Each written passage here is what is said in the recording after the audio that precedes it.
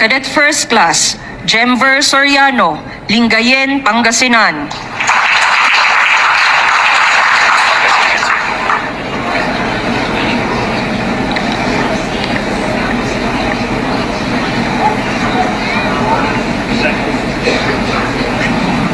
Okay, so ito na yung si Jemver Soriano. Ito na yung pangyayari. No? Tignan natin isa-isa. One by one, ha? Tignan natin. Lumapit siya, bumulong siya, hindi niya narinig. So, at this point in time, inulit niya. So, nakita ninyo, nilapit ni Jemver yung binubulong niya. So, at this point... Magkasama kami nag-attend ng isang graduation. Truthfully, I wasn't feeling well. Kasi kinukulam nila ako.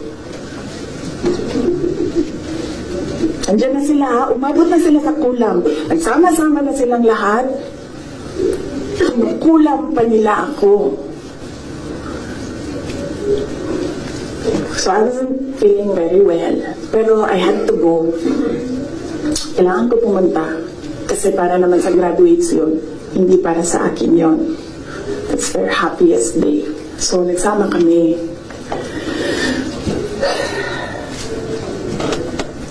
Nagsama kami. Katayo kami.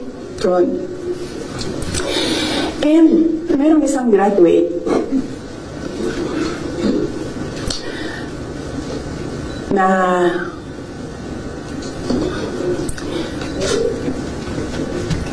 alam niyo, para sa akin, there was some sort of inappropriateness sa ginawa ng bata.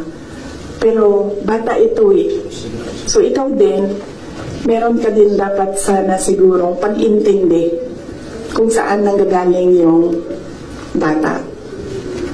And ang reaction mo, ang response mo, should be so that the child will learn a lesson.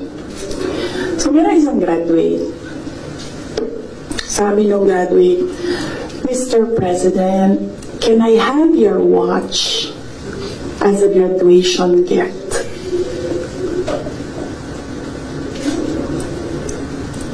And narinig ko, katabi ako, di ba? Narinig nung katabi ko. Narinig nung katabi ng katabi ko. But apparently, this guy, di niya alam kung ano isasagot niya. So, ang ginawa niya, pinaulit niya sa bata. What did you say? This time, syempre bata, hindi niya alam ba saan yung inulit ng bata, louder this time. Mr. President, can I have your watch as a graduation gift? Ang sagot niya, why? Why will I give you my watch? At that point, may sakit na ako. I wasn't feeling very well. Nandun lang ako, nakakatayo ako dun kasi may kamot ako. Gusto ko, ang dalhin yung ulo niya ba?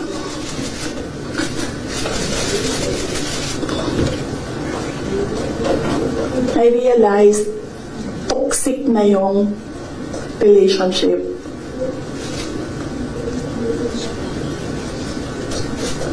And it did not help na itong dalawang katabi ko, tumawa pa. Pinagtawanan pa nila yung bata. And I saw the humiliation sa face ng bata. I wanted to help him. Sabihin sa kanya, itong relo ko na lang, relo ito ng Vice President, ito relo ng Presidente, pero I hope this will do. And then I realized na baka mas lalong mapahiya yung bata if I do that. So I just imagined myself cutting his head.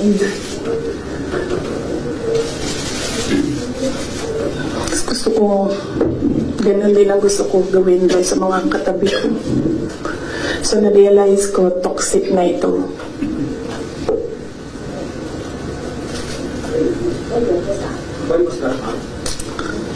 one of the graduation, hanapin niyo yung footage, makikita niyo doon yung mukha ko.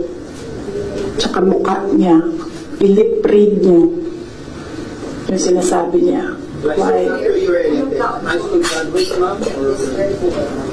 Hanapin niyo yung footage. Magtrabaho kayo konti, mag-research kayo.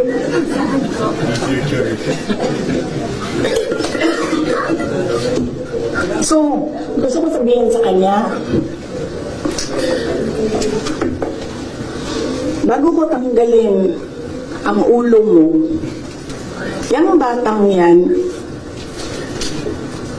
yung magpapakamatay para sa bayan natin. Nag-aral yan ng 4 na taon, naghirap yan ng 4 na taon, walang tulog araw-araw para mag-training kasi mamamatay yan para sa bayan natin. Yan yung batang yan ang mapuputulan ng daliri diyan sa fiasco ninyo sa West Philippine Sea. And then, I'll cut his head.